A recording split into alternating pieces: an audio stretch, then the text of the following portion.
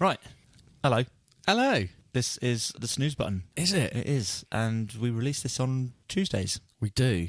which we're actually going to do this week. Whee! Which is quite good, despite being missing a couple of members, which we'll cover shortly. But we also have another podcast called... Just Another Retrocast. which is released on... Thursdays. Yes. This week, I think we're going to be talking about comic books, generally from our childhood. So if you like that sort of thing, check that one out on Thursday morning. In the meantime, let's get on with this one. Yeah.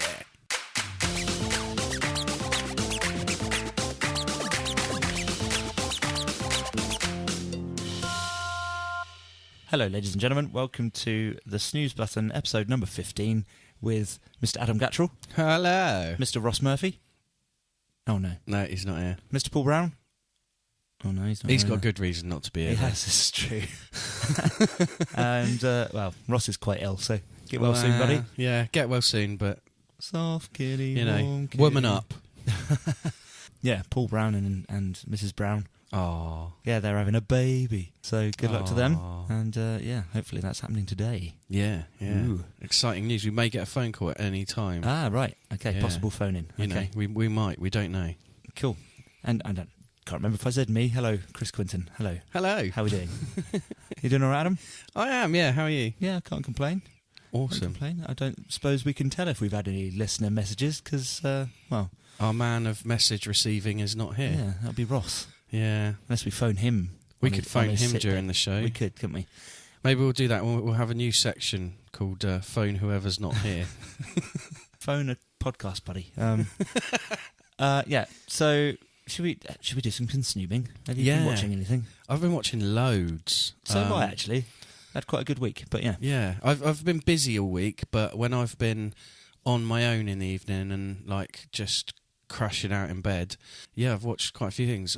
Discovery, Star Trek Discovery. Ooh, is there another episode out? Yes. Ah, okay. Yeah, Right, so I saw that. 3 episodes. So yeah, you're one ahead of me. Still good? Yeah, I really like it. It's a totally different direction to any of the other Star Treks we've had before, but it works Right. and it doesn't go too much towards the film Star Treks, which can be entertaining, but I wouldn't class as traditional Star Trek. But then it's not going too far towards Enterprise, which was okay. I hated Enterprise when it first came out. I but didn't rewatching actually it, get far through Enterprise at I all. rewatched it recently, and it was actually a lot better than Voyager in my eyes. Really? Yeah, I far prefer it to Voyager. I really like Voyager. But then it's kind of Yeah. playful, a bit kind of tacky in places. Yeah, that's why I like Deep Space Nine. And it's a bit more serious, isn't it? But you've Yeah. got the tacky episodes here and there, just Okay. for funny and silliness. Fair But, enough. Yeah, but no, yeah, Discovery, well worth a watch. Cool. I will check that out tonight, I think, Yeah. once we're done here. Last episode of Rick and Morty as well. Yeah, I've seen it. Yeah, it's good. Yeah. Twisted in. I mean, no spoilers, but no. but I think to a degree it's going to confuse some people I think it's going to confuse a lot of people. because it doesn't give you anything at no, all. no. It doesn't revisit anyone that you'd like it to. It No. doesn't. Except for the end credit scene. Oh, of course, yeah. Yeah. But so I don't actually believe it's the end of the season. I'm hoping there's going to be one more episode, because we're already one episode further than the last two series. No, this is 10, isn't it? No, this is 11. You sure? I swear it is. No, it's 10. Is it? Yeah, it is definitely 10. Sorry, yeah. Oh. I hate to be a dick, but yeah, it's definitely 10. Weird. So there were 11 episodes in the first season, 10 episodes in the second. This was supposed to be 14 episodes this season, Oh, was it? but Oh. they've done 10, Yeah. supposedly. So there's the From possibility. what a certain character said at some point, I'm kind of thinking there might still be 4 episodes floating around there somewhere. Yeah, they might just release them later on, like they did the early one for April Fools. They Yeah. might go, Christmas. Yeah, exactly. That Yeah. could happen. To be honest, I wouldn't mind Rick and Morty just coming out randomly at any time during the year. Yeah. To be honest, the way I consume stuff now, it's not by a week by week basis. I like the stuff that comes out week by week, and I enjoy that. I also like consuming by binging. Yep. But if Rick and Morty, which is definitely my favourite show of all time, Okay. if that was to come out 4 episodes here, 2 episodes here, 6 episodes There'd here, be nothing wrong with that, would it? no, It would I'd be break it up. absolutely fine with that. and you wouldn't have to wait a year between seasons. Exactly, which is always good. Or 2 years, I think it was almost, actually, wasn't it? Yeah. So, but yeah, so Dan Harmon was on have you ever heard of a YouTube channel called The Film Theorist, by any chance? I have. I've never actually watched any of it. It's a bit kind of like in your face, a bit over the top, but Right. some of the stuff they discuss is quite fun, and it's like whether or not things could be done in the real world and things like that, you know. So they were discussing with Dan Harmon the realities of Pickle Rick and whether or not it were possible. And he said, he was asked by the guy that produces Film Theorist, are we going to see Evil Morty again? And he said, you'll have to wait till the last episode. So I'm wondering whether or not, if this is the last episode, what are we seeing in this episode? Is it manipulation? Yeah. From Evil Morty. But yeah, we will see. On the note of Pickle Rick, did you see the comments Dan Harmon made about idiot people saying that it was disgraceful that women were brought on? Yeah, we chatted about it last week. Yeah. Oh, we did, didn't we? Yeah. I saw the actual comments this time. I was quite intrigued by. Yeah, his reaction was perfect. Yeah. Yeah, just fuck off. Yeah, basically. You don't like it, you know. You don't like the fact that we've got women on our staff. They're responsible for the best character in the bloody show. So tough shit. Yeah, fuck off. While we're on the subject, though, Rick and Morty, McDonald's are going to re-release Szechuan sauce. No word of a lie. They've probably had so many people ask for it now because of that show. Yeah. So on the 7th of October, if you live in the USA, so not in the UK, Szechuan sauce is going to be available from a certain limited number of McDonald's restaurants across the USA. So have a look around you. There, you might see in your local McDonald's posters going up, promotional posters. Even if you've got a promotional poster in your local McDonald's, it doesn't mean that they will have the Szechuan sauce either. So you're going to have to hunt it out like number Rick. Of the places that have got promotion. Sauce. If you actually want to find a list of places where you will be able to get it from, we posted it on our Facebook page today. We posted a website on our Facebook page today where there's with a little search engine on it that you can use. How many staff members do you think had to go through the whole horrible process of drunk nerds coming in after going to see a Star Wars film going, oh, what's Szechuan sauce? Maybe.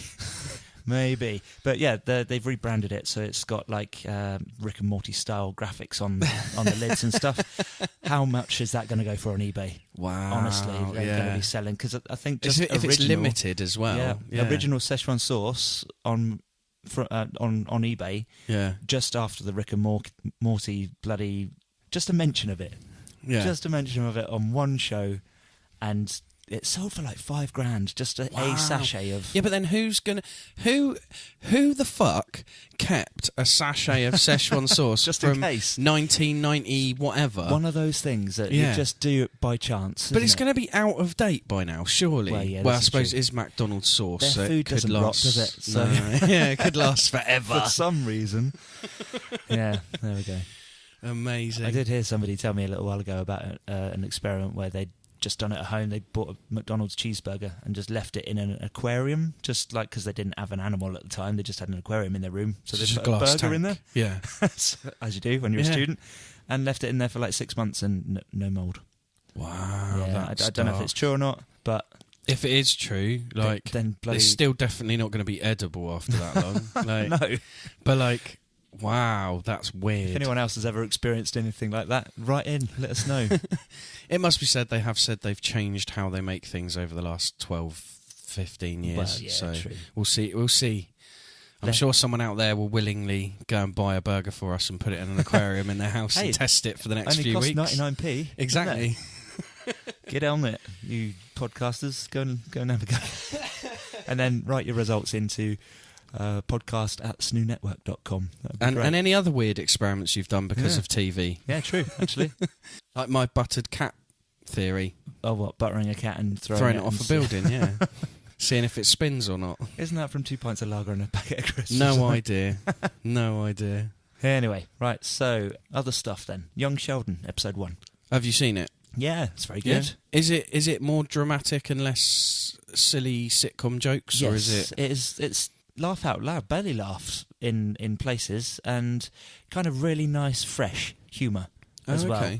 Yeah, and interestingly, the guy that plays Leonard's bully in season 5 of Big Bang Theory is playing Sheldon's dad in this one. That probably doesn't mean much to you, and No. Ross is probably banging his head against a brick wall if he's listening to this anyway. So shut up about Big Bang Theory. He really doesn't deserve to not be banging his head against the wall. If you're not going to be here, you can't comment. But yeah, episode 1 is very good, and I hope that quality continues. If it's cleverer humour than the general sitcom, then I might give the first episode a go. It's what to expect if you put a genius child into American high schools in the 1980s, I suppose. Okay. It's just, I thought it was very, very well handled. And, cool. I mean, if you're particularly... I used to, when I first started watching Big Bang Theory, I couldn't get into it to start with, and I hated Sheldon as a character. Right. Absolutely hated him. And then over time, I kind of fell in love with the programme a little bit, and I think it's the world's most popular TV show for a reason. Yeah.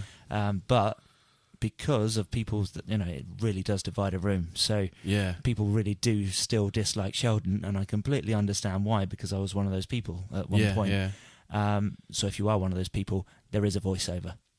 But if you can, let that go, it's great humour. It's weird as well, because the people that like it either like it and see it as background TV, like repeats of Friends, or like it and really like it. Yeah. And the people that hate it either just dislike it and hate it, or are actually quite offended by some of the character stereotypes that are in it. So there's that kind of weird whole mix of people liking and disliking it. They go through phases of being sort of, close to the bone or complete cartoon characters. Yeah. So I can understand as well, in some way, shape or form, why people might not get on with it sometimes. I'm one of those people where it's just background noise. Yeah. I'm quite happy to have it on in the background if there's nothing else on. But yeah, fair enough. It's kind of my default go-to programme. We still stick it on almost every day in this house, just to, while we're eating dinner, it's on at that time every day. So we just same end as up Friends watching used to be. Yeah, exactly. Yeah. And season 11 of the main show has just started as well. So I've actually got to that far in. Yeah, wow. Yeah. There's talk of them going on to, I think it's 14 seasons maximum. But yes, we shall see. Crazy. I also I don't know if you've watched the Orville yet. Oh no, I've not watched any more other than season 1, episode 1. It's worth watching. It gets better and better. Right. Okay. Maybe I'll do Star Trek and Orville tonight. Do you know what? Treat the missus to a nice evening of sci-fi. She loves it. It almost fits perfectly in with Star Trek. Yeah. Like it's I'm a massive fan of sci-fi. I'm a massive fan of Galaxy Quest. Yeah. And when I heard he was going to do a series that's basically a similar idea, comedy Star Trek, I was a bit worried. The trailer made me very worried, and then so far throughout all the episodes, it's actually been very good. Right. Okay. The jokes aren't constant. Excuse me, when they do happen, they're actually funny. Yeah, sure. I'm quite impressed so far. See, I didn't have a problem with the fact. I mean, they are Family Guy jokes in space, aren't they? And I suppose, I don't know because I've not gone past episode 1. There were the occasional jokes about races and things like that. Yeah. Of Alien.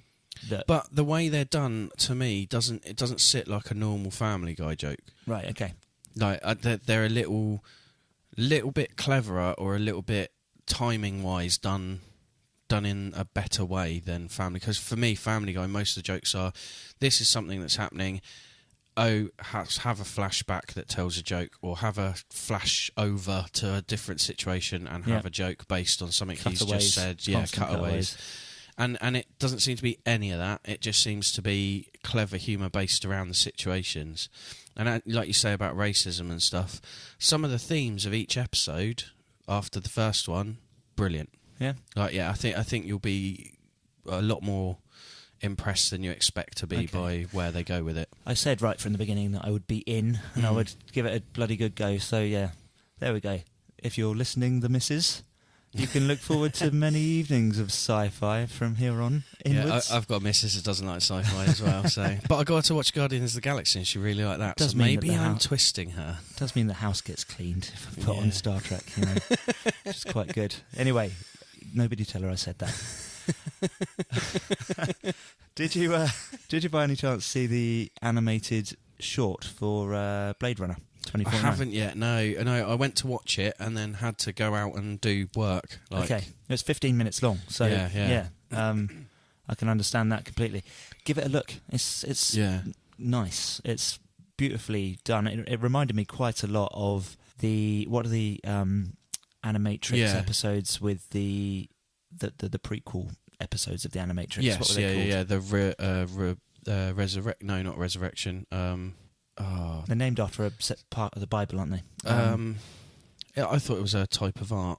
Maybe it's the same word. Renaissance. You're right, the Renaissance. Yeah, the Renaissance. Yeah, you're right. Yeah. Okay, so they remind me in style of that, and in content to a degree as well. But yeah, very interesting. Worth watch. And so it is literally a prologue to like what happened between sort of. Yeah, well, because 2049 again, without any spoilers, there's an event before the film starts, right? And this tells you what that is. Oh, okay. And it might be handy to know what that is before you go in to watch the film, which I am definitely going to do. Yeah. Because it is getting, like, knocking out of the park kind of reviews. Awesome. As in 5 out of 5 stars from The Independent, The Guardian, The Telegraph, The Evening Standard, realising that all of those can be bought. Total Film and Empire Magazine less so, though. So Total Magazine and Empire have both given it 5 out of 5 as well, so... I'm up for it. It's one of the few things that what's his name's involved with now that I would actually pay money to watch. What's his name? Ridley Scott. It's only his production, so that just means he's kind of. But that's what I mean. Like it's one of the few few things he's involved with that I would give time to now, because I just feel like every other thing he's been involved with recently has been a failure. It's the director though that is one to watch. I think Danny Villeneuve. He's up for doing Dune next, which is quite interesting. I'm very much looking forward to see what he can do with that. I would love him to do Akira. It would be amazing. I always thought the best mix for Akira would be to do like a double director thing. Right. Doesn't happen very often. Start with someone like... Do you mean like the Grindhouse stuff? So Tarantino. Yeah, almost. Yeah. What's his face? Yeah, so you start with the first half of the film being done by, say... French director Jean-Luc Besson. Yeah, Luc Besson. Okay. Get someone like him that's good at sort of the action side of things, but also the sort of timing and pace of stuff. Yeah. Get him to do the first half, and then just switch entirely over someone like Terry Gilliam for the mad, weird, like I'd like to see it. Stuff. I'd like to see not it necessarily them, but like that sort of combo of two people that can do justice to either half of the story, because there is a big switch in the middle in the way that film goes. True. You know. But, I mean, the comic book, I don't know if you've ever come across it. Yes, I have, We'll talk more about that in the next podcast, perhaps. But it goes way beyond the film. Like, the film is literally just like that bloody Lord of the Rings cartoon that we spoke about last week. You know, it's just like an intro. Just a part of it, a snapshot for them. And although that it makes quite a nice story within itself, there's a lot more story to tell. Yeah. So, the thing I like about Danny Villeneuve, though, is that the way he handles his sci-fi, it's I don't know, it's just very in tune with it. Have you seen Arrival? I haven't yet. Oh no. my God! No. Oh, geez, Adam, what are you doing? Working too much. There are some absolutely stunning visuals in that. The writing is based on a short story by a Japanese guy. That's the one to do with language, isn't it? That's right. Yeah. So aliens arrive on Earth, and then it's attempts to communicate, and it's just handled in a very serious way. Yeah. You know, there's nothing outlandishly immature about it. It's a very, very, very, very mature story. Cool. Which haunted me, and I've said this about a lot of his films actually, haunted me for days and left me just for no reason, just thinking about it. So he's very much... What else has he done? Oh, he did Enemy with, what's his face? Jake Gyllenhaal. Oh, yeah. So he is basically a doppelganger of this, like, famous guy. I think he's like a male model, but the plot isn't linear.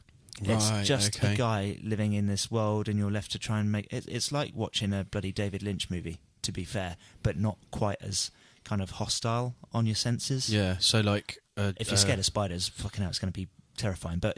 Cool. Yeah. And what else did you do? The one about Mexican border Oh, Sicara, or whatever it's called. Sicario, that's the one. Sicaria? Yeah, that one? I watched that. Yeah, that was interesting. Yeah, that was... It's weird, because it's almost like nothing happened, but actually, like, a lot happens Again, in it. like, it's very mature, cleverly, mature way of handling your film. Like, slow burns, like, nothing's hurried, no sprint to the finish. No. You know, like, No instant action to gratify it's people. Like actually the polar opposite of Michael Bay. Yeah. Without any doubt. Yeah. So yeah, if you like a humanist movie or a film with, with nice slow pacing, check out his other stuff. It's very good. Anything else you've been consuming or anything? I've been watching so much recently of just bits and bobs here and there. I caught up on, I think it was the last episode of the last series of Black Mirror. Oh yeah. I watched the first of the sci-fi Philip K. Dick. Oh cool. Things. Electric Dreams. Yeah. I watched that I think it was after podcasting last week. So was that my memory of it. Yeah. Right. My memory of it's not perfect because I've watched a lot in between. I haven't been able to sleep, but yeah. I've seen the second one since as well. So yeah, they've both been very much the same kind of like quite open-ended. Yeah. So I suppose think that's the because they're thing short where, stories. yeah, short stories by Philip K. Dick were always that way, but they kind of work for that, whereas other people's short stories that are open-ended don't always work, and some give you a close. With his, it's very much like, there you go, make your own mind up, which I quite like with a short story. I like to go away completely bemused and going by my life. I can't remember which magazine it was that I was reading that said that the second episode wasn't any good. I completely disagree, actually. It's nice. It's very, very beautifully, quite a touching story. Cool. About an old lady who... Well, Earth has been destroyed a long, long time ago. Yeah. And she wants to go and visit Earth. Oh, okay. So these two guys that run a package holiday company completely take advantage of her. And take all of her money and say, we'll go and visit Earth, and strange things start happening. It's good. Okay, it's very good. The other main thing I've watched is The Good Place. The Good Place. Not heard of it. It's got is it the guy from Cheers? Is it Ted Danson? Oh yeah. He's the main character, and I'm not going to spoil anything for anyone, but it starts with Kirsten Bell waking up in a waiting room, and she's like, oh, and then he comes to the door and he's like, come in, and she goes in and sits down and he goes, you're in the good place. Oh, yeah. And she's like, what? And he's like, you're in the good place. You've died and you're in the good place. Right. And then sort of explains to her that everyone in the good place has a soulmate and a house built based upon their favourite things, and you basically just have this lovely village that's got everyone of us that's got into the good place that match each other living together, and you're in the good place. But something's wrong. Yes. Yes. Okay. It's got to be, hasn't it? and then it goes on from there, and I don't want to spoil anything. Everyone in the good place has the opportunity to speak to like a living computer program called Janice. They just say Janice, and she appears next to them. Right. And like quite often it's like something from Amazon. Yeah. But always too close. Right. And there's some great characters in it. It's very funny. I love the idea of it. Right. And where it goes is even funnier. So yeah, I'll let people go and have a look. It's a Netflix one, so if you're on Netflix, you might give that a try. You can watch the whole first series and into the second series. Fair enough. Oh, I did watch another Netflix movie as well called What Happened to Monday. Don't watch it. No. Is that the one with images of lots of people floating, jumping over a building? Isn't it something like a load of twins or something? Quick premise: there's 7 of them. They're siblings. In the future, you're only allowed to have one child, but they've made it all the way through to adulthood with their grandfather hiding them from the outside world. And the organisation that handle this sort of stuff, they're supposed to be cryogenically freezing the children that are born in addition to the one child. Yeah. And they tell the world that that's what they're doing. But in honesty, I don't recommend you watch this film, so I'm just going to spoil the end. Turns out at the end, they're incinerating all the children, which is quite dark. But it's Noomi Rapace, the girl with the dragon tattoo. Oh, yeah. Who does a pretty good job of playing all 7 sisters. Oh, right, okay. But that's why I thought it was about 7 people born at the same time. Yeah. So they are 7, what does that mean? Penteplets? Something like that. Too confusing for my brain to work out at this time of day. But the plot's a bit fucked, and the action scenes are terrible. And there's a brilliant bit, actually, with a guy, some of the guys from the agency have come to kill them in their flat. Right. And one of them is walking towards the girl with a knife, like, I'm definitely going to stab you, just walking like real slowly, and she kicks the fridge door open, and he falls over it and falls on his own knife and kills himself. Amazing. Shit. Amazingly, yeah, so don't watch that. Right. Yeah. News. Should we have some news? I think we should, I think we should crack on. Okay. Do you ever see Sword Art Online? I beg your pardon? Sword Art Online. Sword Art Online? Yeah. No, I've never heard of that. You've never heard of it? No. Oh, wow, okay. Really good anime. Oh, okay. Bit like Ready Player One sort of thing, sort of idea, where people, have to go into a computer-generated world. Is that the name of the show? Sword Art Online? Yeah. Yeah, it's the name of the show. Okay. So, yeah, kids basically jack into this world where they are... Jack off into a world? They're samurais and stuff. And, I did say that, didn't I? Yeah. And, sorry. Yeah, it's okay. It's fine. I shouldn't say they plug in. Things. They plug themselves in. Yeah. I don't know if that's better or not. I don't know. And they go into a world where they're samurais and stuff, and they're all fighting. But, yeah, somebody, somewhere, like a cyber terrorist, has hacked the system so that if any of them unplug themselves, they'll die. And they have to stay there, and he's like the final boss, and they've got to get to him and kill him. And it's good. And there was a second season, which I've never seen, actually, just because, okay, hold my hands up, and this is really bad on me, but there's not an English dub of it, so I've not seen the second season, or at least there wasn't when I last looked. They've just announced season 3, anyway.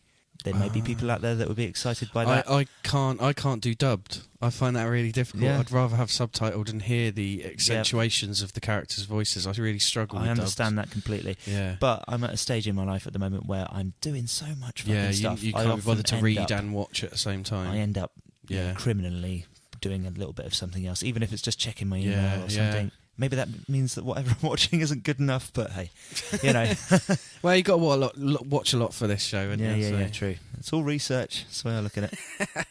So yeah, that's coming out. Oh, it's just been announced. So I might have a look at the first series. It sounds quite interesting. Go and have a look. It's very, very good. Did you see Marvel's Inhumans yet? I have. What did you think? I really liked it. I like those characters anyway. Right. And I don't think they did a bad job of representing them in a TV Marvel format. The internet fucking hate it. Yeah, I don't understand why they hate it. I think people... This is my problem at the moment.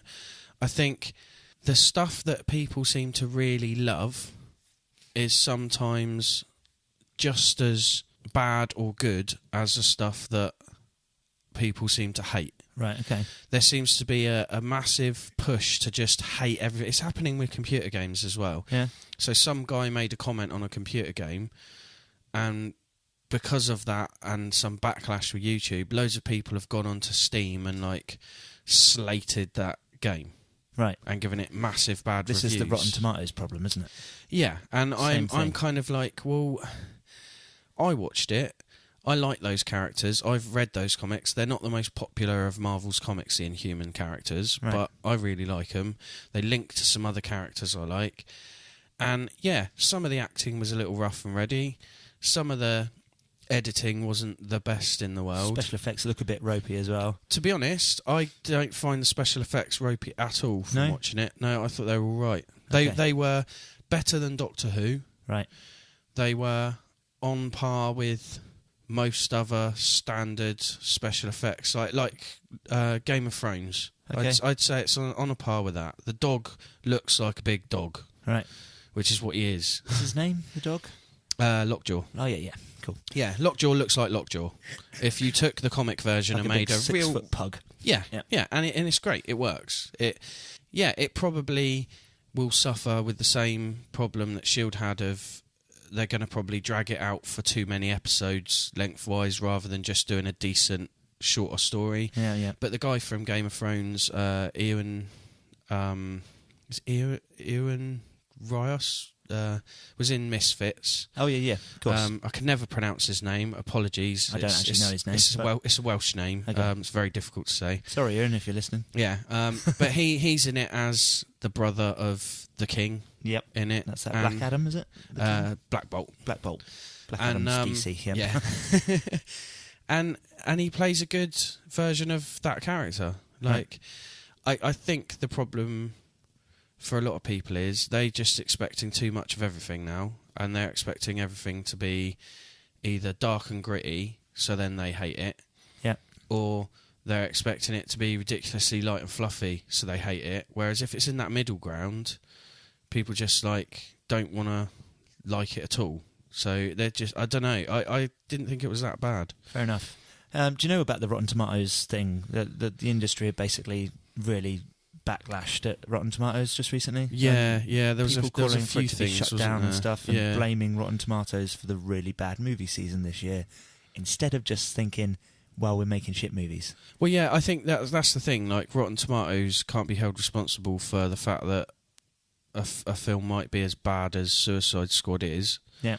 But then at the same time, they shouldn't be allowing the mass, voting of people against a film because of a certain actor saying something or a director doing something. Sure, but that's the one thing that sets Rotten Tomatoes apart from any other review site, is that there are two sides to it. So you've got the public review, and then you've got a professional critic review.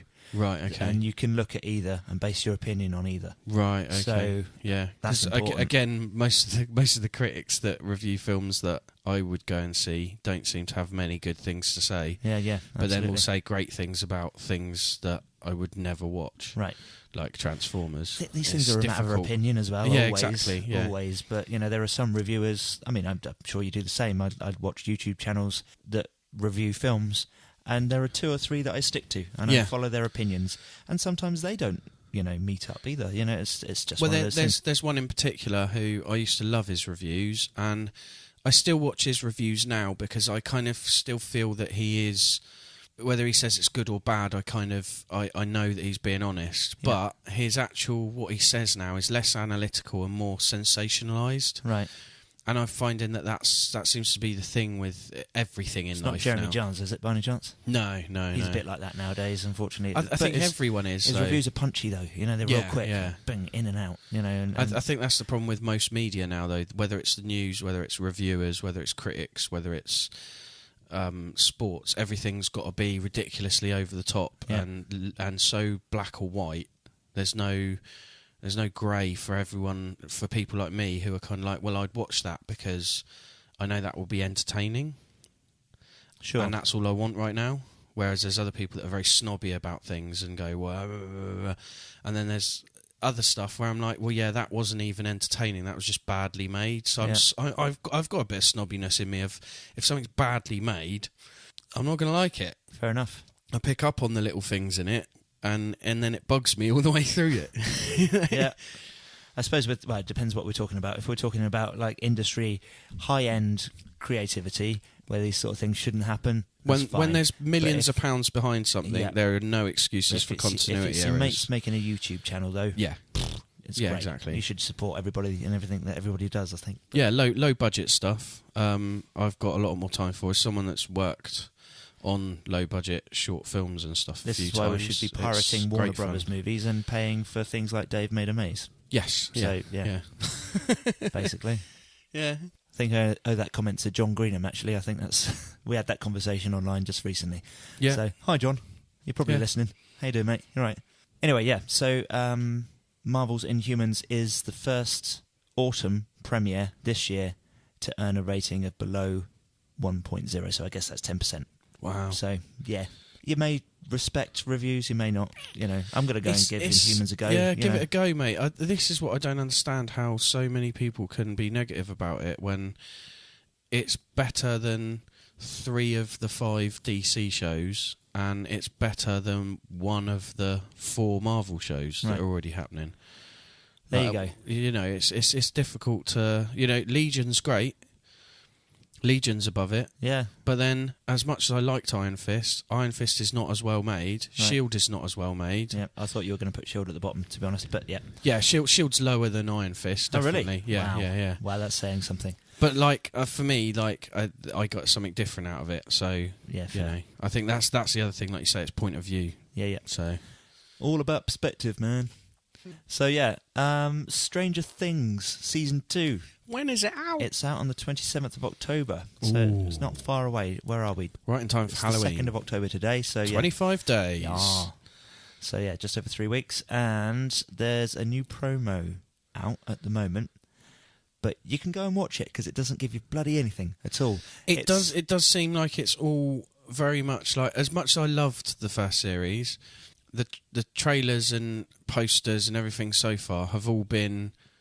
filled with nostalgia again. Yep. Like fake versions of old posters from other stuff. Yeah, I was going to bring that up. So, yeah, they've got an Alien poster, a Halloween poster. Yeah.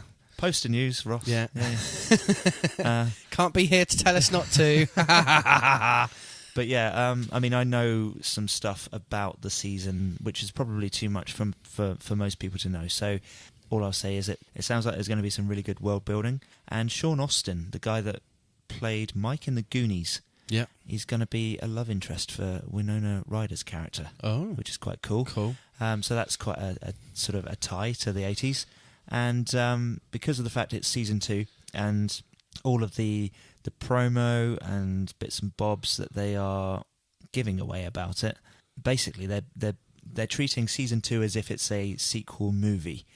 And the themes that run through the season will be more based on the best sequels ever made in the 80s. Oh, Which I think is quite cool. That's a good idea. There weren't many best sequels, were there? Ghostbusters 2 was alright. No. Back to the Future. That was good. That was good. On the spot. Yeah, there's not many good ones. This is what I mean. Jaws 2 was a pile of shit. Police Academy. What? You can't count that. That's the best sequel. It's very good. It is the one that has Bobcat Goldthwait and all that lot come into it. Yeah, it is, it was a better one than the first one. It was very good. The thing, things like Rambo in that as well, I suppose. But, you know, like maybe they'll have the kids running around with machine guns and sticking gunpowder in their arms, shooting more than one alien because it's aliens. Yeah, and then the aliens are in a city because it's Predator 2. And then 90s, obviously there's there's obviously a kid running around with them because it's Terminator 2. Yeah. And then a man made of liquid because it's Terminator 2. And then well, yeah. I'm not going to say anything, but yeah. I'm just still worried about it because, as I said a while ago on the podcast, I really like the first series, but I kind of wanted the second series to be a bit more anthology, sort of totally separate story, kind of like like an anthology of Stranger Things, and the second story be connected to the first, but only a little bit. I mean, at the end of the day, the kids themselves, there's a year in between the show here, so there's a year passed in the show as well, which is always nice. And specifically, one of the kids was in Stephen King's It, of course. So he's going to be buggering off to do bigger movies and things I expect over time. Well, either if they do this series and it's really good and it's got a great ending and they leave it at that, I'll be happy with it. Sure. I don't think every show needs to continuously have series. They're going to aim for 4 seasons plus, is what they've said. Oh, okay. Yeah, so... maybe third and fourth will be a separate story slightly connected to the town. Well, they're introducing new characters and things, so, you know, anything could happen. Yeah. But yeah, 27th of October. Cool. Definitely looking forward to that. Speaking of sequels... It 2. Have you seen It 1 yet? What, the new Stephen King's It. Yeah. No, I haven't yet. I've not heard anything bad about it yet from anyone. It's bloody good. I mean, it's grossed nearly 500 million already, and that earns it the title of top grossing horror film of all time. Oh, really? Yep. Wow. And therefore it's definitely, you know, absolutely getting a sequel, which is happening on September 6th, So it's not going to be relying on cult following like the original TV for movies. No, this is true. But yeah, exactly 2 years to the day that the first one was released. So September 6th, 2019, we get a sequel. Oh, okay. So I take putting a big gap in. That's quite unusual. That's quite, I think, quite good. Rather than rush it. I thought they were going to film the whole. I thought they were going to film the whole thing in one lot, but then I suppose it's different set, cast. Yeah, because they're adults, aren't they? In the second half of the story, so the second half will be set in the present day, right? In this version of the story. So the first part's set in the past 20 years ago. Yeah, cool. Or 20. Okay. I think they say that it arrives. Oh yes, 26 years. Yeah. So it happens every 26 years. It comes back and feeds. And interestingly enough, there's 26 years between the current one and the original TV movie as well. So yeah, that's all quite clever. Yeah. Oh, Mr. Clever Stephen King and his friends in the film industry. Absolutely. Oh damn! I should have said this earlier on when we were talking about anime. But have you ever heard of an anime called Your Name at all? No. It's quite an interesting one. Definitely one to watch. It's, I think, considered one of the best animes ever made, and it's not a Studio Ghibli one. It's by an independent studio, I think. And basically the story is there's a boy and a girl. They don't live anywhere near each other, but they've got some sort of like a connection. Oh, it's not the one where they end up having like a weird kind of like relationship over distance, and they feel like they're in the same place all the time and stuff. And it's, I thought that was called something else. Yeah. It's absolutely incredible. Really beautiful. I've not watched it, but I have heard people go on about it because I think someone was saying they were bringing out a manga style comic of it. Oh right, okay. I don't know if that ever happened, but that was something one of the kids that I work with was talking about. Don't know. Written by the studio as a movie, so cool. But J.J. Abrams is going to do a live action version of it apparently. Oh. And there's a few fans at his door with pitchforks. Like everything he does. Yeah, well, he was the main focus of that South Park series, wasn't he? The member. No, what was that? Member berries. Member berries, yeah. It was all a plan to cause nostalgia effect on people of the country. I have seen that episode, but God, I think it was in amongst one of the seasons that I didn't like. There's a whole series, and in that whole series, the member berries were a part of this bigger plan. Right, okay. And the government go to J. Abrams and go, "We need you to remake the national anthem." Right. So people will not kneel on one leg during the national anthem or sit down and will stand and sing with people, or that they could. Yeah, it's ridiculous, but he is the main focus. Okay. Where the government go to fix the problem. I fell out of love with South Park such a long time ago. But, I kind of go in and out. It's difficult. I've tried dipping in, but it's just not the same. No, I think the last two series have had an ongoing storyline, whereas I think the latest series they've kind of gone back to I've watched the first couple of episodes, gone back to the one episode at a time. There might be some background stuff going on, but it's going to be more standalone with each one. So you can kill Kenny and bring him back in every episode. Yeah. What fun. But yeah, no details about the production of Your Name. Whether or not J.J. Abrams survives to make it, we'll see. We'll find out. Nerds are pretty angry nowadays. Talking of Star Wars, well, a bit of a Star Wars connection. Because, Phil Lord and Chris Miller. You aware of the guys that were fired from the Han Solo Star Wars movie? Are they back now? They are not back doing Star Wars. They're doing the next Star Trek. They are doing... I know, let's get them to do this because they got rid of them over there and it'll make us look good if we take them on. They're doing Andy Weir's next novel. Andy Weir's the guy that did The Martian. Oh, okay. It's probably one of the best audiobooks I've ever listened to. It's fantastically done. The guy that narrates it, spot on, really perfect. Oh, okay. And it just feels right, just really nice. It was nice. A good movie as well. Like, a lot of people said that there wasn't everything from in the book. Ridley Scott at his finest. Yeah, there are some. But it was little like minor things. Yeah. Like the general main gist of the story and information is in it. Even the feel of the character is very good. I liked I love the fact that his cousin started that and it still goes on. His cousin started it? Yeah. Is it not from Team America? No, you know CKY that I mentioned last week. CKY, go on. The thing from before Jackass that Bam Margera and a few others were in, because Jackass came from two different groups of people mixing together. His cousin is in that. Right. And he looks just like him, and every so often he stands there and like does this weird face and goes, I'm Matt Damon. Okay. And that's where the South Park guys got it from, I think. Okay. So yeah. If they didn't, then they tuned into his cousin very well. Anyway, yeah, so you'd think after like getting booted off Star Wars, perhaps they would like step away from sci-fi, but no. Andy Weir is sounds like if that's what they like. Yeah, well, they like kind of fun, I think. Yeah. By the sounds of it, like having fun, like while they're doing stuff. Yeah. While they're creating. Like the Lego Movie, I think is bloody fantastic. I just watched it again the other day with the missus. Actually, it's such a clever film. It's very, very good. So this particular one from Andy Weir, it focuses on a girl who she lives on the moon, and she's a porter by trade, but she makes money with smuggling stuff. A porter? A porter. What's that mean? You know, like somebody that transports stuff, I suppose. Oh, okay. From the moon, like a hospital porter. Yeah. Like Bobbin Dixon used to be. So, but rather than pushing old people around in a wheelchair, she transports items to the moon and back. Yeah. So she makes a bit of money smuggling stuff, and she lives in a specific city on the moon, and then she gets embroiled with something that she shouldn't be transporting. That So it's a little bit more out there than The Martian was. Yeah, a bit more, in respects of. Although his future is sci-fi is supposed to be kind of like not near future, but graspable. Yeah, yeah. The Martian is near future. Yeah, yeah. But I think from what I've heard about his other books, when they come, this is only the second one. Yeah. But he likes to have a grasp on science. I suppose a bit like Star Trek.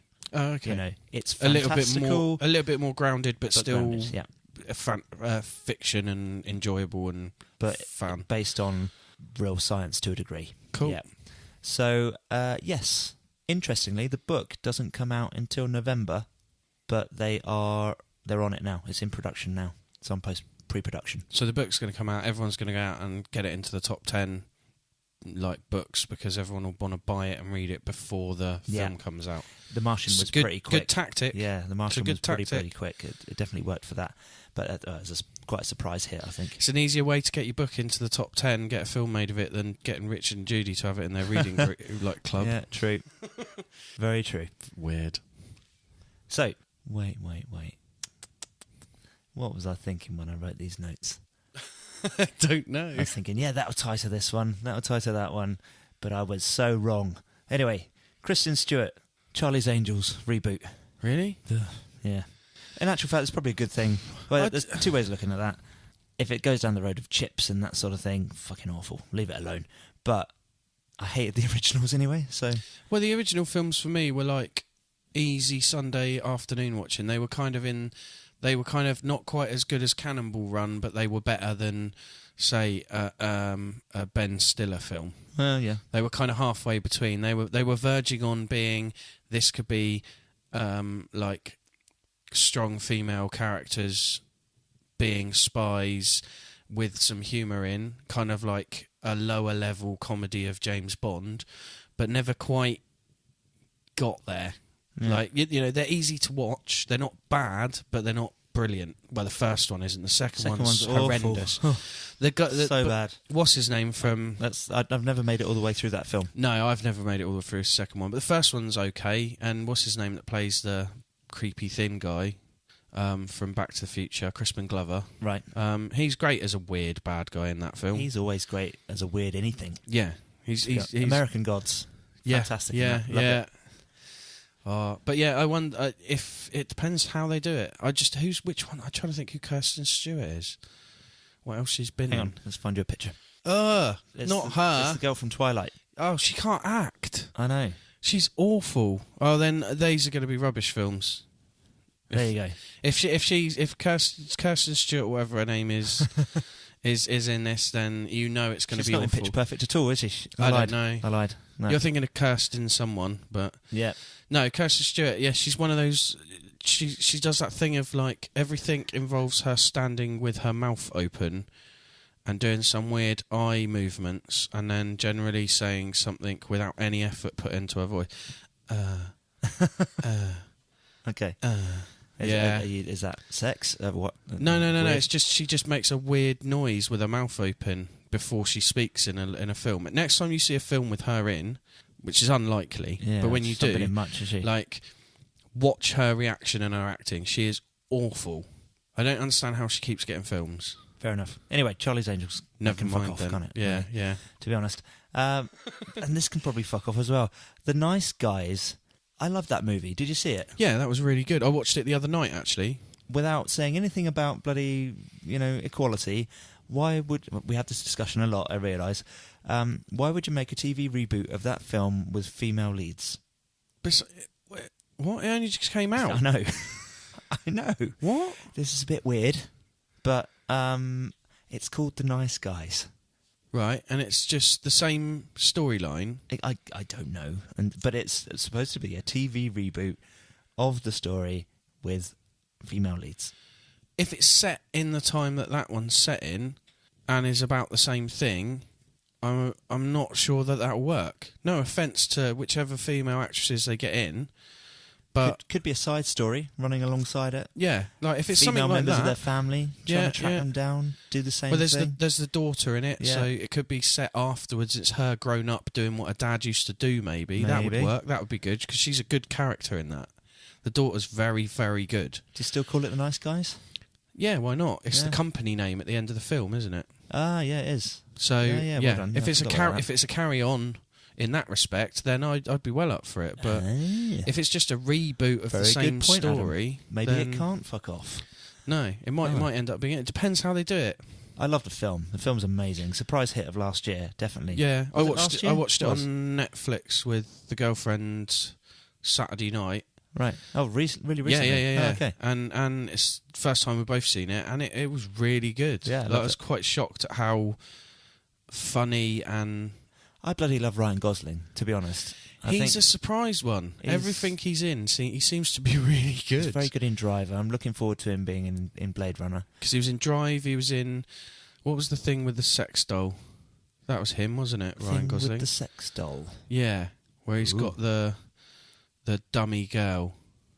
Have you not seen that? I don't think I've seen that. I can't even think what it's called now. It's such a bizarre film, and he just plays the part so straight, like doesn't go off kilter at all at any point during the film. Like stays fully involved in being a guy who's basically lonely and having a relationship with a sex doll. Lars and the Real Girl? That's the one. Okay. He's brilliant in that. Thank you, Google. It's not the greatest film ever, but it's an interesting watch, and he's superb in it. Right. So yeah, if you haven't seen that, go and watch that. Well, IMDb gave it 7.5 out of 10. So wow, that's not a bad rating. If you like ratings, yeah. Well, hopefully the series will be a carry-on, and it'll be about his daughter and something along those lines. Colleague taking over the company from her dad and the other actor. I can't think of his name now. It's really bad. I went to say George Clooney, but it's not George Clooney. It's Russell Crowe. Yeah. So yeah, interestingly, Russell Crowe's just released an album. Really? Yeah, with a band called the Indoor Garden Party. Oh. I think he's one of 4 lead vocalists, so they swap around all the time. So it plays a bit more like a playlist rather than like an album. I heard a track on the radio yesterday. It's all right. I like collecting celebrity albums. It must be said. I have a lot. Everything from. Do you have Hugh Laurie's? Yeah. It's all right, isn't it? Yeah. I have Brett Spiner. From Star Trek. He's Data. Okay. He did an album. Didn't know he did music. Yeah, he did an album called Old Yellow Eyes is Back, and it's all swing songs with guest vocals from Patrick Stewart on one of them. Okay. And no, what's his name? Original James T. Kirk. William Shatner's. William Shatner. No, not on that one, but I've got both his albums and Leonard Nimoy's. Does William Shatner get on with Star Trek cast, or is it just? Oh no, he gets on with them. Yeah. Is it just George Takei? What's his name? Takei. They've got a horrible relationship, haven't they? I think so, yeah. I'm pretty sure George Takei got married. I'm sure my mate Paul, who listens, could send us the correct information on that. Probably know, actually. But yeah, George Takei got married a few years ago and invited every single Star Trek cast member except for William Shatner. Wow. I think that's kind of like, I really don't like you. Yeah. In case you didn't know, you're not coming to my wedding. Everyone from all the other Star Treks is, but you're not. Yeah, absolutely. Yeah, Steven Seagal's album. Steven Seagal? He's a blues guitarist. No, I didn't know Very, very good. Singing's not brilliant, I've got an album of Bruce Willis's with a name for... It might be banjo player. There's a name for banjo player, and I looked up the musician, couldn't find anything on him. Right. It's a really good banjo player. And then someone else told me it's an anagram, and it's actually Robert De Niro. Ah, right. Oh, okay. Because apparently he plays 2 or 3 instruments. Okay. So, yeah, I have a bit of an obsession. Steve Martin's a really good bluegrass player, isn't he? And I've got Mr. T's albums. Mr. T. Yeah. Say no. Have you got Mamma Mia? What? Mamma Mia. No. Is that a celebrity album? Well, it's a musical. Oh, no, I don't count musicals. It's got to be celebrity albums where they've gone out of the way. Scarlett Johansson. Scarlett Johansson? Yeah. What about, what's his name? Keanu Reeves? Yeah. What's his, is it Dog Star or something? Yeah. And what's his name? Johnny Depp as well. Yeah. Hey, I've got versions of tracks that I love that he's played guitar on with other musicians. Okay. He played at Glastonbury this year, I think, didn't he? Yeah, he's very good. Neil Buchanan, who did Art Attack. Oh, yeah. I saw that on your Facebook just recently. Didn't realise he'd been in a metal band since the 70s and won a Battle of the one of the first British Battle of the Bands and played at Wembley. Oh, wow. So I've gone and had a look, and I have to just buy it now. Is his guitar splattered with coloured paint? No, he's in a lot of black. It's really very strange to see him looking... No red and yellow? No colours. Wow. No classical music. It's all heavy metal. It's quite odd. But yeah, check that out. Have you got any clips of it? I'm sure I could probably find some. See if you can find some. Yeah, I'll post them on the wall. Yeah, if I remember, I'll tag someone on Facebook page. So who are the other singers then? I don't know. They're just his mates, I think. Oh, right. So none of them. You mean in the indoor garden party? Yeah. They're just his mates. Oh, okay. So none of the others are famous. Just been formed from going to friends' barbecues because they're Australian. Yeah. And playing music at each other's parties and things, and just I knew he was into his music. I didn't realise there was a whole band and stuff, so I'll have to look into that. Now you do. There we go. Right, more stuff that probably shouldn't be made. Len Wiseman is plotting a TV adaptation of Underworld. Now, you'd think he'd learn, because he's been directing these movies for 14 years. Which movies are these? Underworld. You know, the vampire versus werewolves films. Yeah, I didn't bother. They're all terrible. Yeah, to me, they're the same as Resident Evil and Twilight. I was going to make that exact point. Stick it in the same basket. Twilight and all the other vampire, werewolf or zombie stuff that's just badly made. Yeah. Trash. Just, like you say, just trash. Literally. Yeah. Leave your brain at the door. And they somehow managed to get very good actors and actresses to be in them. Yeah. Which Bill Nighy's in there as well. Amazing. I'll say as well. I mean, he's a very good actor. Yeah. Apparently, funnily enough, fun fact, Bill Nighy didn't even know that he was in Pirates of the Caribbean 5. What? Is it 5 that's just come out? No, it's 4, isn't it? Don't know. He didn't even know he was in Pirates of the Caribbean 4. So apparently he gets into a taxi in London, and the taxi driver says to him, "Oh, I like your bit at the end of Pirates of the Caribbean 4." And he said, "No, I'm not in it." And he said, "Yeah, you are."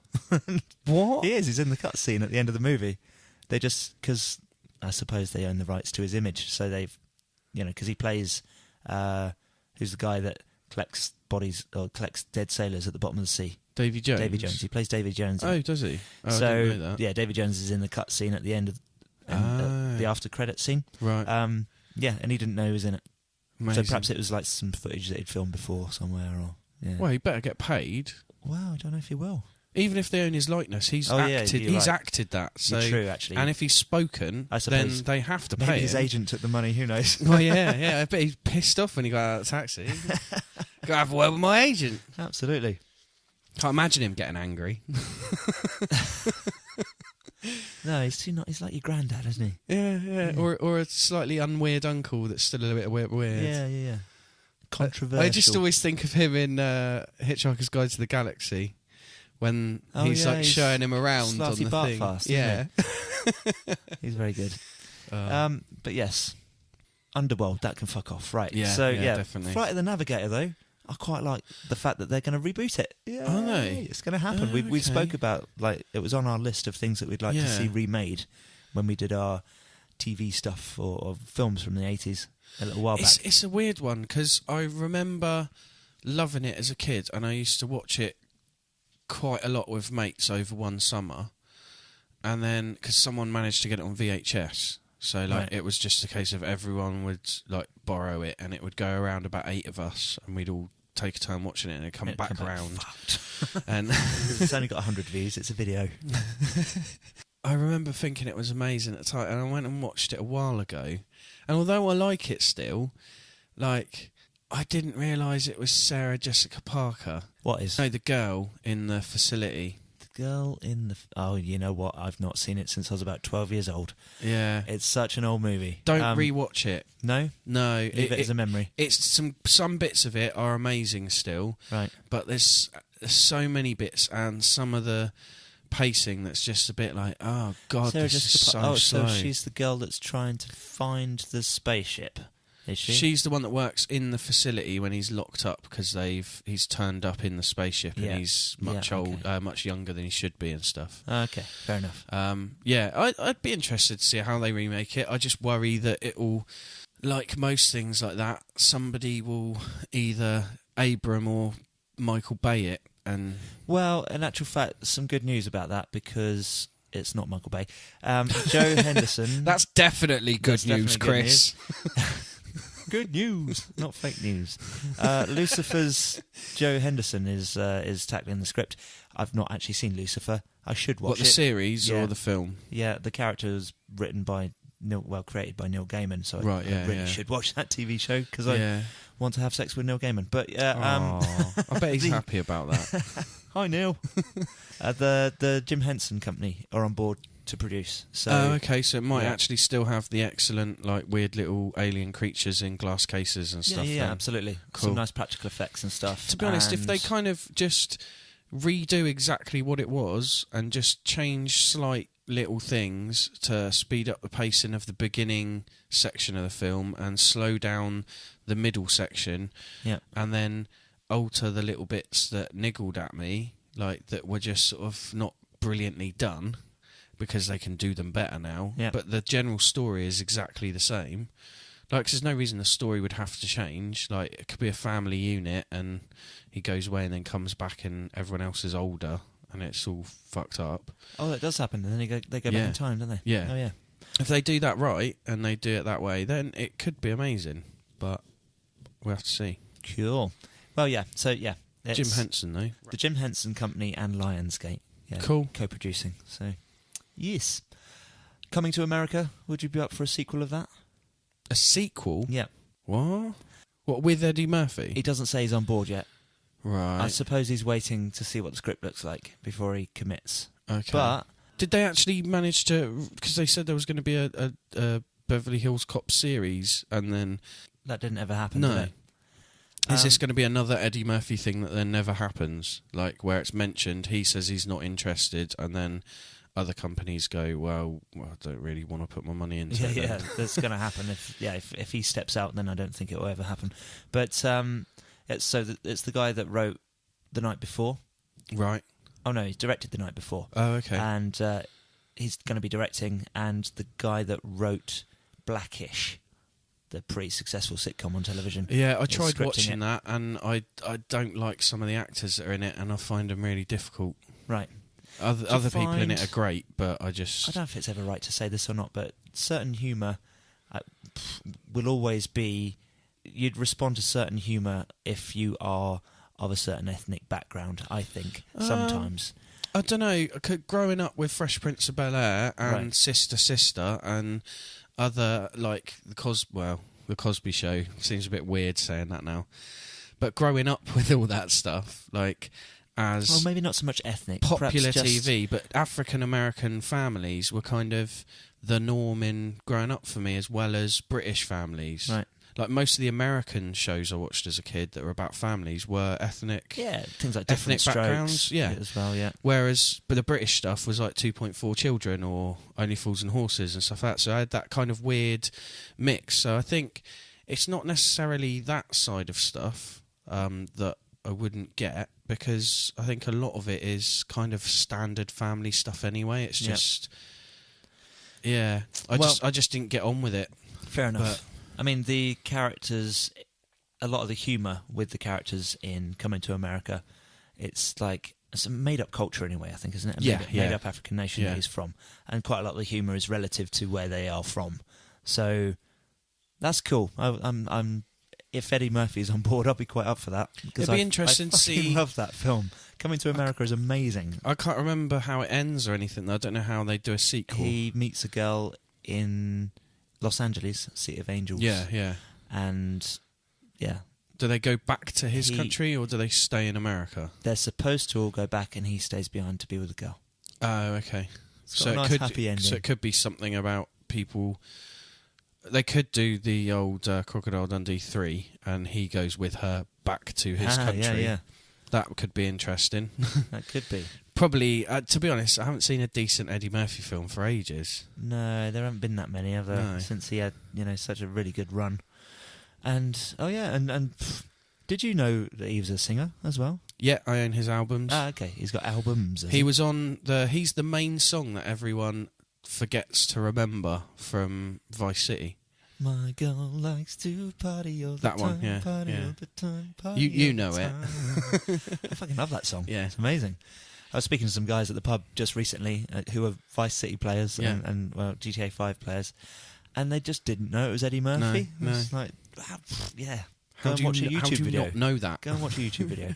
We'll link it below. Yeah. Not below, on our Facebook page. More sequels. More sequels. Terminator. Right. Is it a sequel or is it a proper sequel? It's a sequel to Terminator 2. We said this last week. Right, okay. So there's not really much more news about it other than the fact that it's coming in summer 2019. Oh, so they've greenlit it and everything now then? Yeah, it's definitely happening. Oh, okay. Which is cool. In the meantime, they are re-releasing a 30th anniversary cleaned-up version of Predator. Yep. Which interesting. Is nice. Yeah, I'd go to cinema to see that. Yeah, I'd like to see it at the cinema. Yeah. I was way too young when it was first released. Yeah.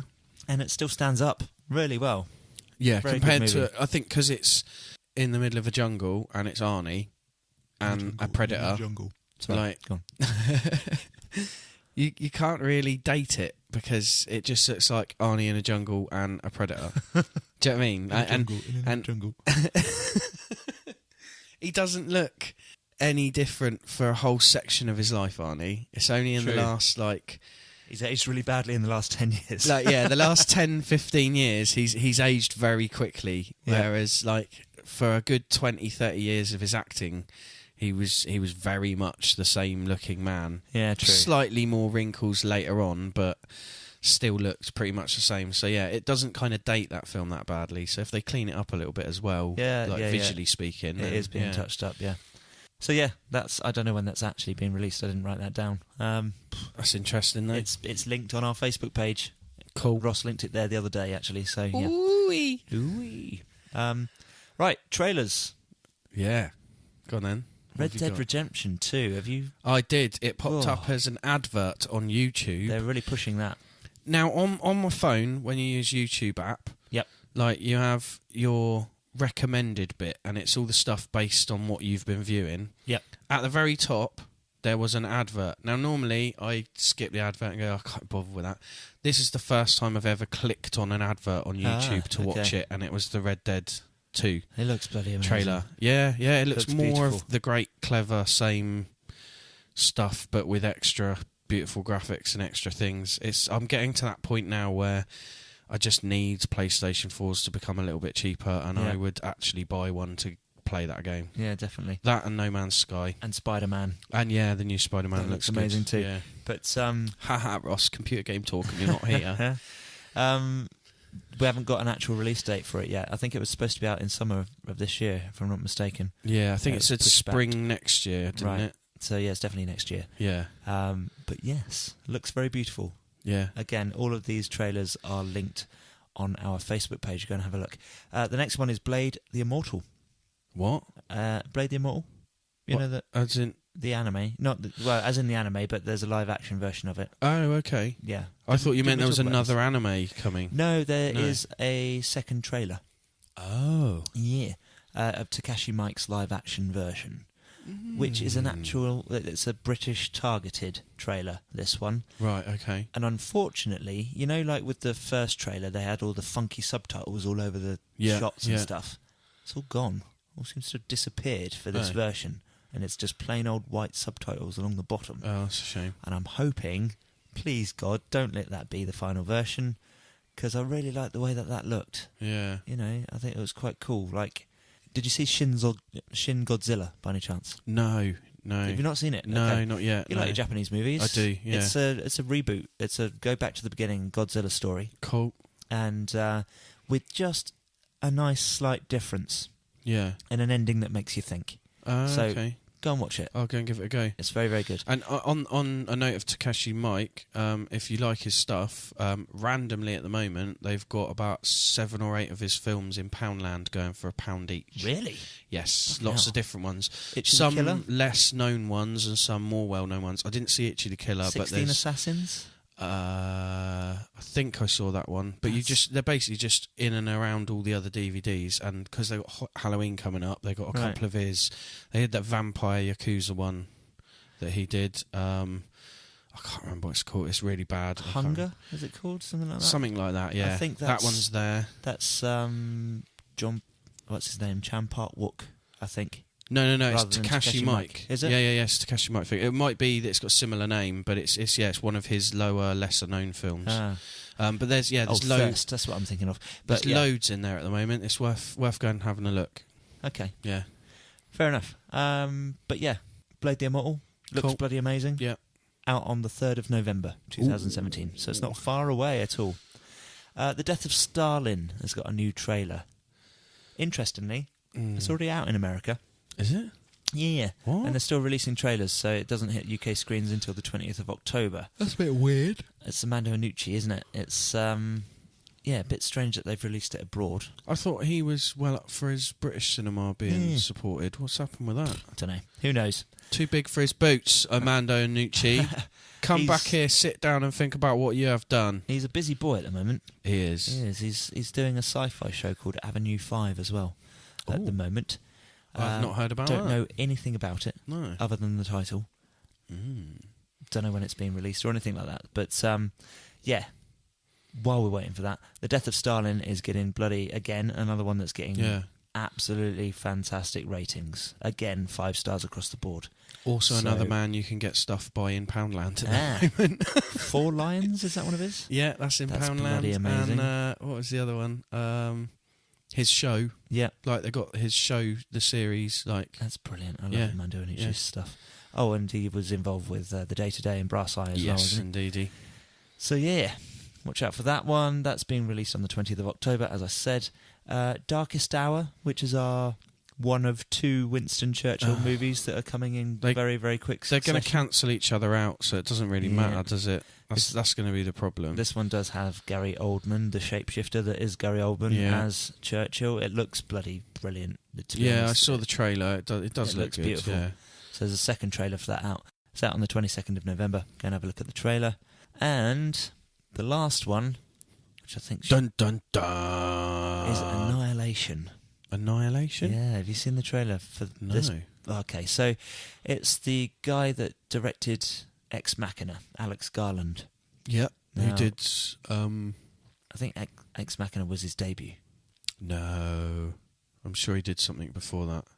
Have a quick Google of it, but I'm pretty sure I'm right. Anyway, what's this one about? So this is about a strange kind of like quarantined zone, like out in a jungled area somewhere. I'm going to say like, deepest, darkest Brazil or something like that.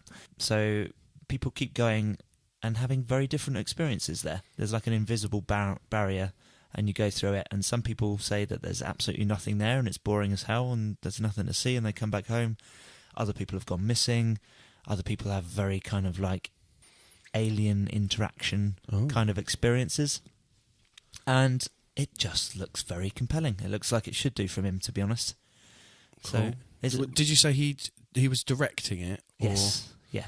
He's written quite a few films, hasn't he? Because he wrote I'm pretty sure Alex got it. He wrote Dread. Sure he did. Yeah, and you're right. And he was the producer. He wrote Never Let Me Go and was the producer. He produced 28 Weeks Later, and then Sunshine, and 28 Days Later he wrote. So he's been involved in a lot of stuff. So yeah, I think it's about time he got to direct. Yeah. Why not? Let him have a go. I mean, Ex Machina's fucking amazing. Have you seen it? Yeah. It's a beautiful film. Absolutely. Yeah, let him have a go on something else. He obviously knows what he's doing. This looks stunning. It is out on the 23rd of February next year. Cool. So I imagine we're going to get quite a lot of talk about this over the coming weeks. Yeah.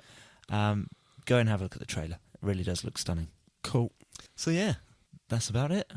I think that is the snooze button.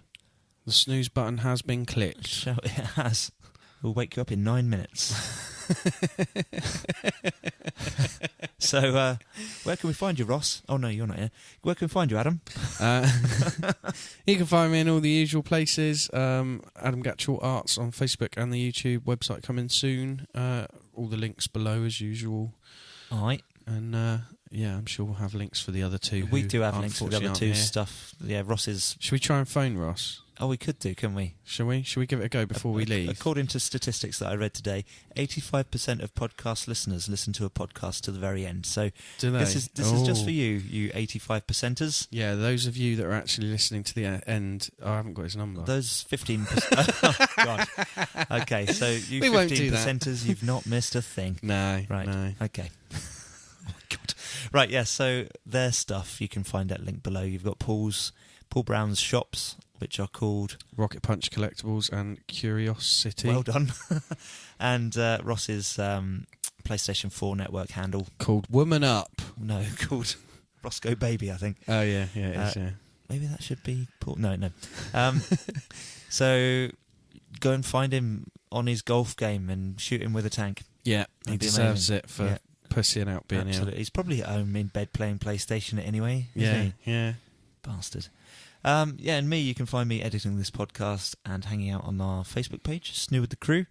And if you'd like to email in about anything at all, podcast@snewnetwork.com. Drop us a line. You can find our podcast and share it with your friends on, of course, Libsyn and Sticher. But if you do a Google search, you'll find loads of places where you can listen to our show. And grab one of those and send it to your friend's Facebook page and recommend us. That'd be amazing. Leave us some reviews on iTunes, anything like that. If you don't do it, we're just going to start bribing you with Adam's artwork and stuff at some point or another. But that's the show, I think. I think it is. Thanks very much for listening. Thank you for listening, Chris. You've been a listener. We've been 2 halves of SNEW with the Crew. We have. SNEW with the Crew. 2 halves? 2 parts. 2 quarters, not 2 halves. Otherwise that makes a whole. 4/8. 4/8. Yeah. Thanks for listening, folks. We'll catch you next time. Bye. Squeak.